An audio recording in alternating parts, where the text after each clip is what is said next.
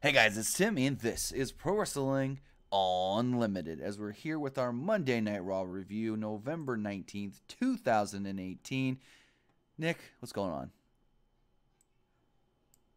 Nick, are you there? I just heard him 2 seconds ago. Uh-oh. Do we not have Nick all of a sudden?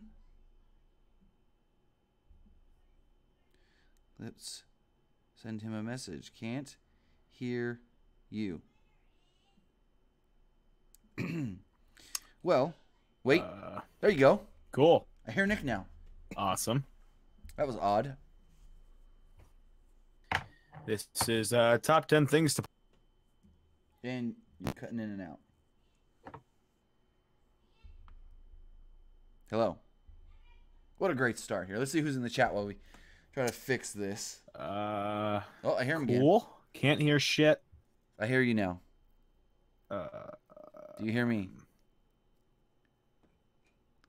So as we see who's in the chat, we've got Sean Cook, Kristen McNutt, Derek Boat, Patricia Jackson, Julio Noel, Sprix 3D. Neat. So I'm just going to go ahead and disconnect from this call and pretend like nothing's happening. Sure. Henry McKenna Cavallo.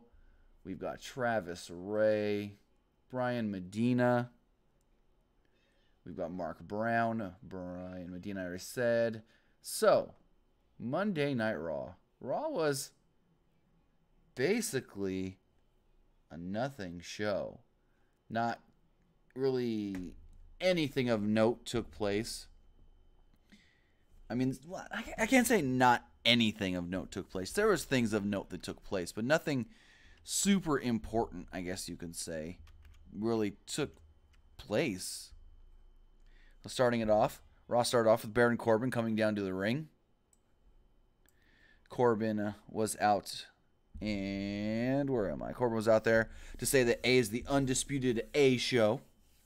He got booed. He then introduced Stephanie McMahon, who he credited with orchestrating the sweep on SmackDown. Corey Graves acknowledged SmackDown winning a match on the pre-show. Yet, Stephanie kept saying, "We won everything. We didn't lose a single match." She gave credit to Corbin, the wrestlers, and everybody who makes up Monday Night Raw.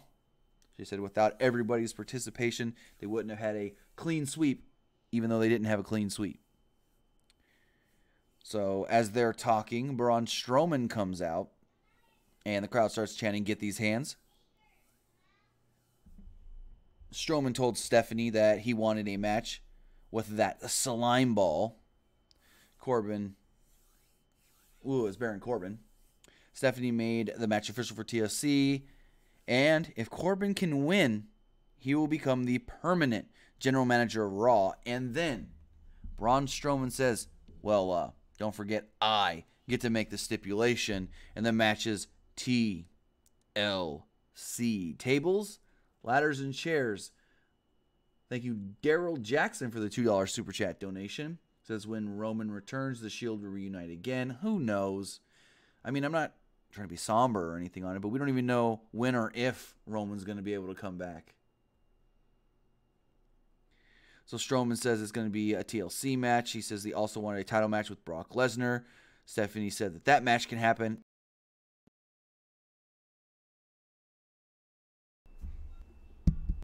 Stephanie says that that match can take place at the Royal Rumble if he can defeat Baron Corbin. So with that, Corbin goes on to make a match. He's like, all right, tonight, we're going to make a match. It's going to be you taking on both Bobby Lashley and... Wait. Give me 1 second, guys. Okay, never mind. I guess it's going to be Bobby Lashley and Drew McIntyre. Stephanie goes, I like that. But let's do one more.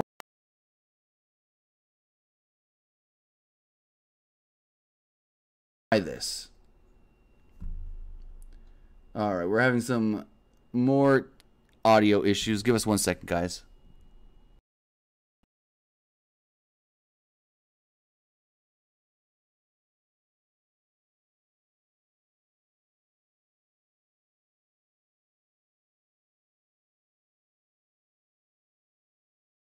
should be better now.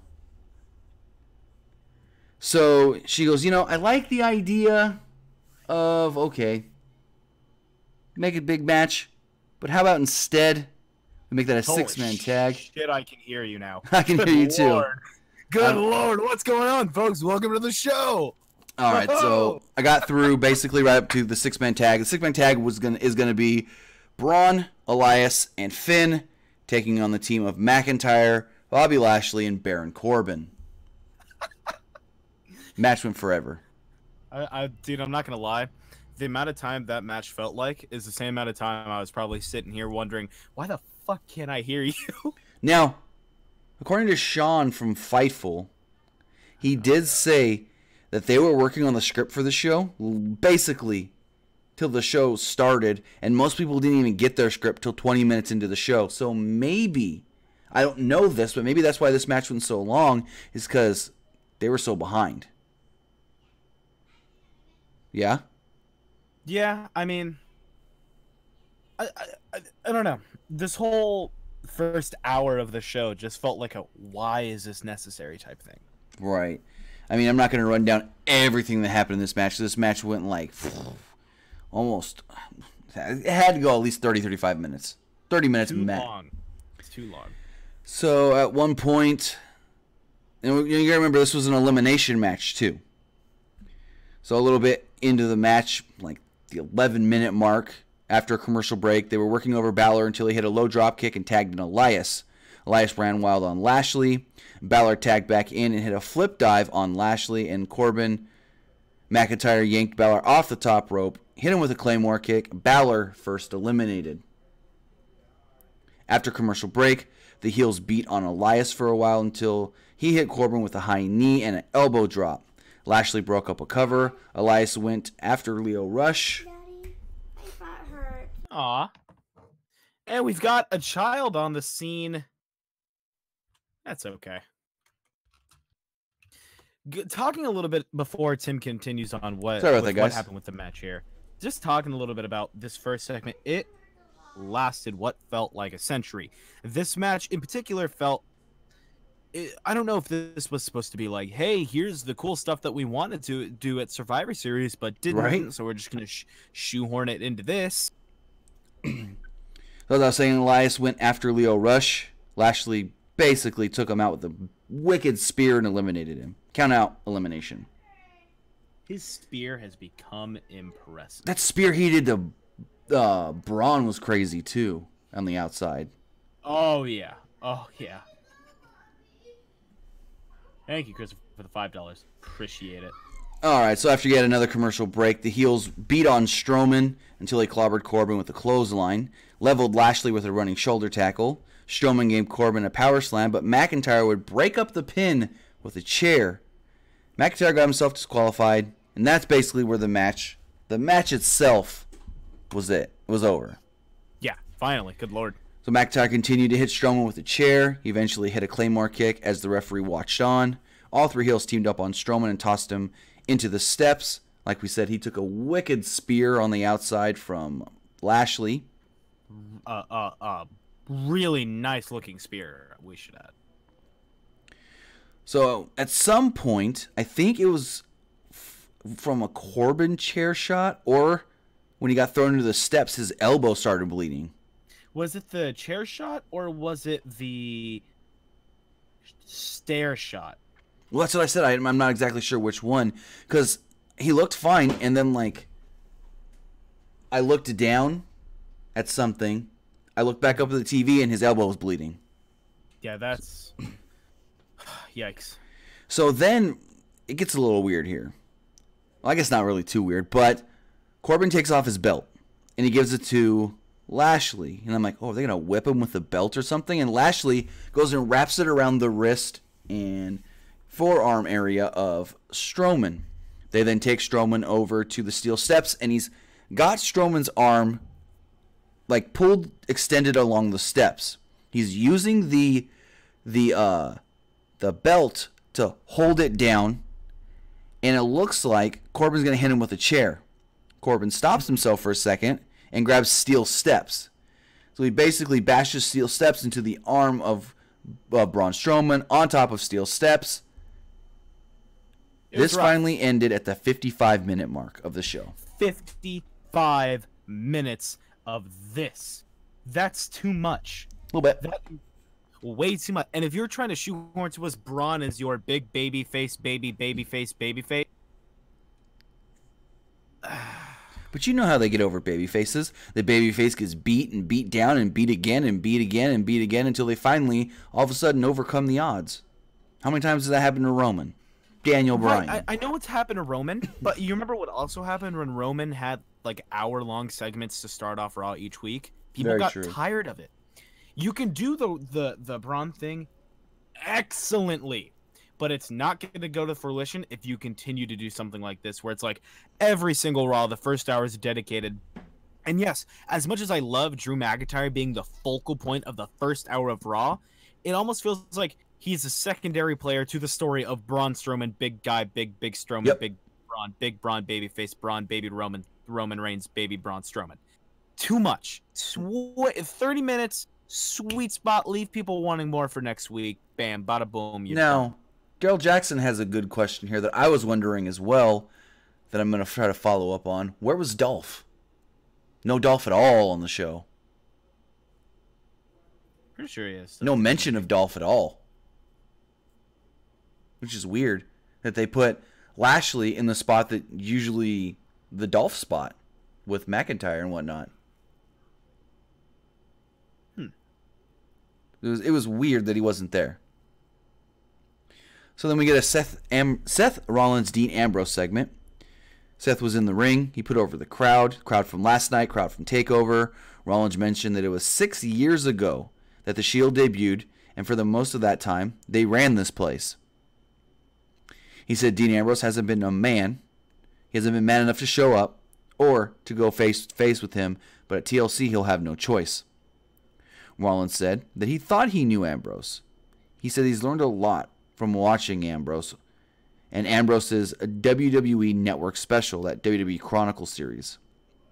Rollins said he didn't know that Ambrose was in the hospital with an infection that almost killed him because he never picked up the phone to tell him when he was out. Rollins also heard that Ambrose says that he loves the WWE, and that was the first time that he's ever heard Ambrose use the word love. Rollins would go on to say that he knew the match at TLC was going to be nothing more than a fight, and he calls out Ambrose. Ambrose appears on the screen. He told Rollins he wasn't going to get riled up and run out there like some quote-unquote lunatic. Ambrose said nobody knew what the Shield was like when the cameras weren't on. He said that time caught up to them, and time will always catch up to them, and everybody is going to get what they deserve. And then he says Roman got what he deserves. He now answers. Hold on. I've got the actual quote here. Big man up. Is that what he said? The man upstairs? The big man upstairs. That's right. Yeah. I was like, ooh, go a little far with that one.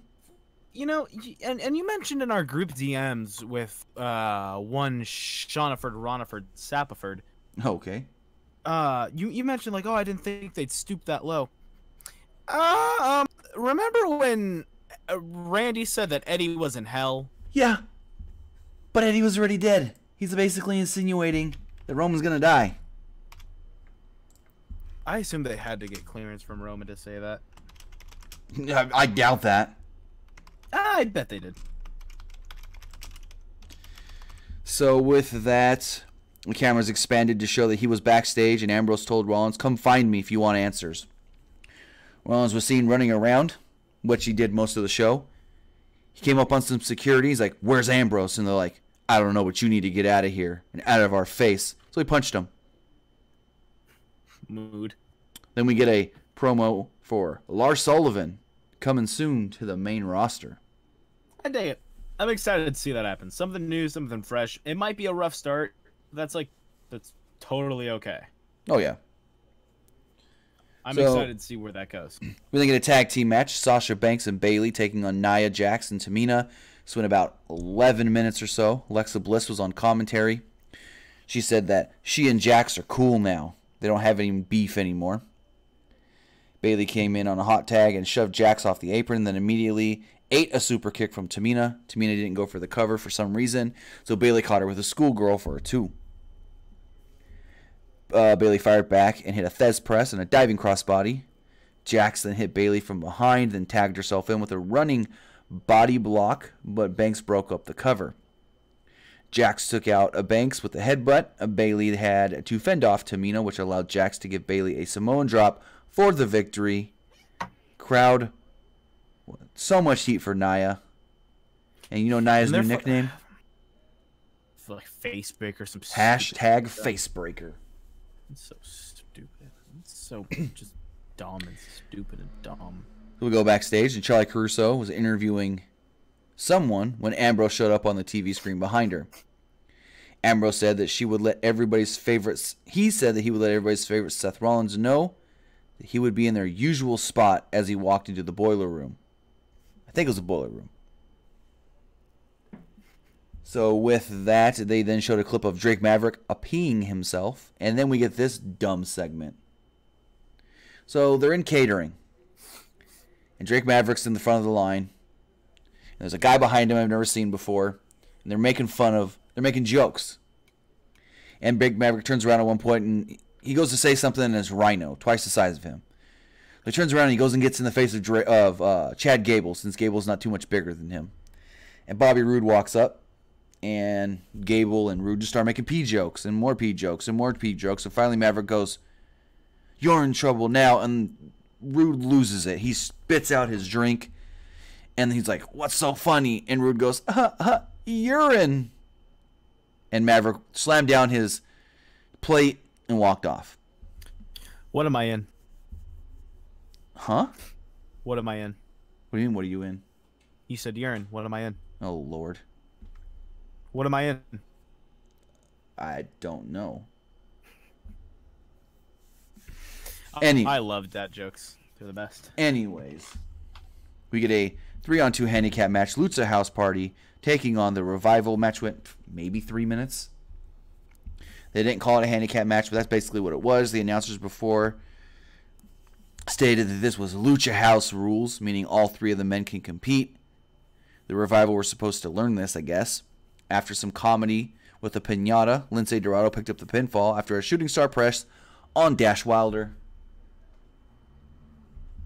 With that, they then aired a package that tomorrow on SmackDown, Daniel Bryan will explain why he turned heel, and the New Day will be taking on the Bar in the first ever Thanksgiving feast fight. Yay. Woohoo! I'm so excited. We also learned the season finale of Total Divas is coming up, and it's all about Natty finding out about the passing of her father. No, they're pretty up to speed with it then. Yeah, I think they're about 5 months behind with it, which is fine. I mean, you gotta film it, edit it, get it approved, and then air it. So I mean, we see Rollins again backstage. Told Charlie Caruso he's frustrated. He said Ambrose could say what he wants about him, but talking about Reigns, that's too far. Rollins then spoke. Ambrose quietly sauntered by behind him, a few feet down the hallway. Titus O'Neil showed up and alerted Rollins that, hey, you just missed Ambrose. Of course, Rollins ran after him in the wrong direction. Ambrose walked by, again, yelling at Rollins to warn him. So goofy. Yeah, real goofy. So then Ronda comes out. Big old "we want Becky" chance. She said her next opponent was Nia Jax, and she knew that Jax was dangerous. Just look at Lynch's face. However, she would beat Jax and start the next chapter with Charlotte Flair. Rousey said she would find a way to fight Charlotte and finish what they started last night. Rousey said she wasn't just here to talk, she wanted to fight. She wanted to show everybody that she's a champion and show what a real champion looks like. She said a true champion can't be a fair weather fighter, and you have to be the best in the world, even on your worst days. More Becky chance. Rousey said that this was her on her worst day, and she refused to step aside. She said, play my music. I'm going to put my title on the line basically against anybody. Corbin comes out. And basically was like, I don't know about that.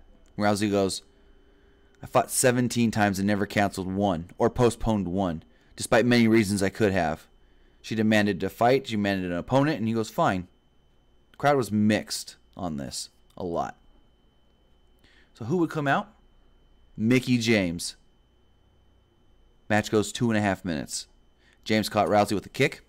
A little bit of offense, and then Rousey fired back, hitting the Piper's Pit 3 times in a row. Rousey then applied the armbar, and Mickie tapped.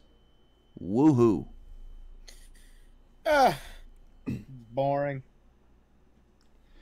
So as Ronda's walking up the ramp, who would come out but Tamina and Nia Jax? Nia gets in Ronda's face, and she balls up her fist, and she kind of like blows on it. Kind of like, I'm going to punch you. And then they walk off. They then enter. Huh? Just stupid. Yeah. They then enter a recap of Brock Lesnar versus Daniel Bryan from Survivor Series. They also announced, or said, which was announced by the Chicago Tribune, Survivor Series 2019 will be in Chicago in the Allstate Arena.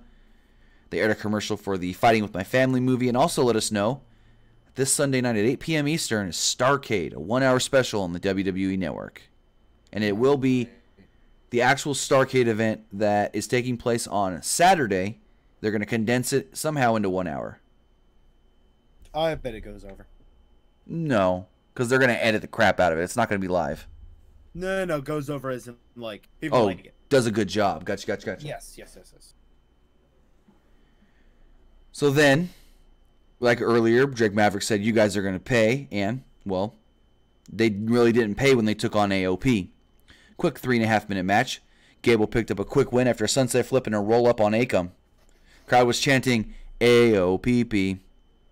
AOPP. I couldn't even tell. Were they really? Yeah, Michael Cole even acknowledged in a commentary. That's fucking awesome. He goes, this crowd is chanting AOPP. That's fucking awesome. So we see Ambrose again backstage in a dark room. He said that this was fun to see Rollins, the one running around like a lunatic for once. Ambrose mocked Rollins for saying he couldn't believe he went to there with the Roman. He told Rollins, you need to grow up, because this wasn't about Roman. This was about the bond between brothers, a bond broken, crushed, and shattered. He said if Rollins ever found him, Ambrose will break him, crush him, and shatter him. Ambrose then thought like he smelt something bad and goes, oh, this must just be either Rollins or these awful fans in Los Angeles. After the commercial break, we see Seth Rollins with his gear and his bag and everything. Kayla goes, where are you going? Are you leaving? Have you given up? He goes, I've got a red-eye flight.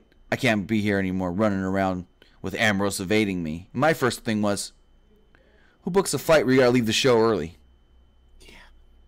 Seriously. Didn't we just hear that Braun was doing that and people were upset with it? Trying to leave early? Yeah, but I think if it's in storyline, then it's okay.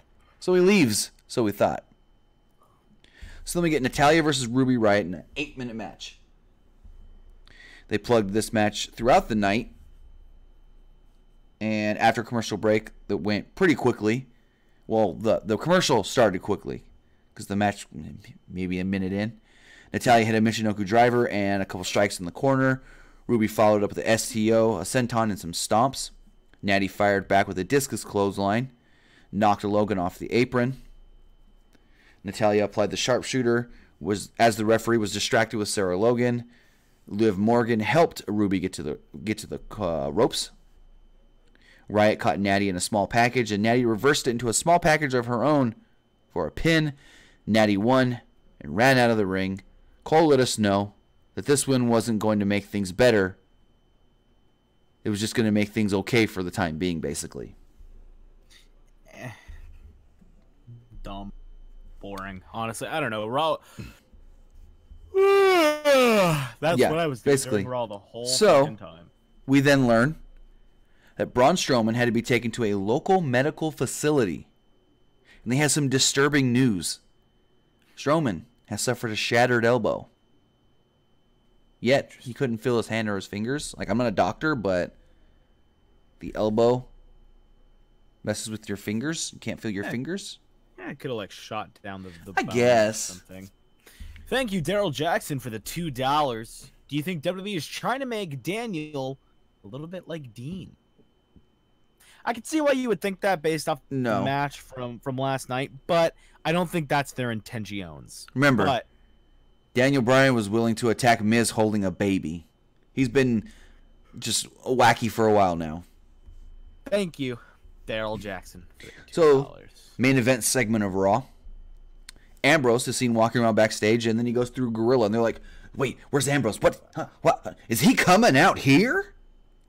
And Ambrose comes out to the ring. He comes out, and he's like, I know the crowd wants to see Rollins come out here and beat me up. He also knew that the fans would do the same thing that he did, with the same motivation. He said, by the looks on their faces, they would do the same thing too, for a free meal. He called them too emotional. He said the way they cheer for Rollins makes him sick, like he wanted to puke. He then complained about the stench again in Los Angeles. It's probably all the burning bodies. Oh, Lord. Am I going to hell? Probably. Rollins was then seen on the big screen. All of a sudden, he's back. Like, he left the building 15 minutes ago. Maybe all of a sudden, you're back. What, did he get a phone call? Dean's in the ring. He must have, like, stuck in traffic at a red light across the street or something. Maybe it was like, shit, I forgot my wallet. So, you see him on the screen, and Dean goes, where you going, buddy? Rollins sprinted down to the ring, tackled Ambrose, start fighting. They go follow the outside. He does a suicide dive to the outside. Officials run down. Ambrose tries to run off in the crowd. Rollins gets him, throws him back to ringside. Start fighting at ringside. They get back in the ring, and Dean takes him down. Dean hits a Dirty Deeds off of a low blow. He gets out of the ring. Referees are like, Dean, stop. What are you doing? Don't do this. Dean runs back in, hits another Dirty Deeds, and Raw goes off the air right at the top of the hour. No more overrun. 0% overrun. Boring show. Very. Boring. Hopefully SmackDown's better. I did like Dean Ambrose doing his god damn, his Solomon Crow impression. Oh, Lord. That was really interesting. Remember Solomon Crow? Yep. Wrestling's stupid. You know what isn't stupid? Following me on Twitter. And you can do that at PWU_Armstrong. You can also follow us on Twitter at PWUnlimited, Facebook/ProWrestlingULTD. Right here on the YouTube, check out our good friends over at Fightful, If you're trying to locate them on the Twitterverse, they'd be at the @ Fightful Online. Tim, where can they find you? You can find me basically everywhere at Timmy Buddy, and also it's the week of Black Friday, so we've got some deals for you. Our TeePublic page, everything right now 30% off. Or if you want to head over to our Pro Wrestling Tees page, everything right now is 20% off there. So hit those up. I've got the links in the chat. Go check out our TeePublic page or our Pro Wrestling Tees page if you do want to get some of our merch at a discounted rate. We will be live again. Huh? I make this promise every single time we talk about merch. If you buy a piece of merch, I will personally hand make, you know what? I'll even go as far as to hand draw a meme for you. And you can do with that what you please. Well, with that lovely gesture from Nick, we will be live again following SmackDown tomorrow. Hopefully, SmackDown's a better show. I don't know about that Thanksgiving feast fight, but we'll see how it all goes. It's the New Day. It's a wacky segment. Sheamus and Cesaro are pretty good at wacky segments, so we'll see you tomorrow after SmackDown. The Rams won that fucking game. Oh, nuts. Good Lord. Good night, guys.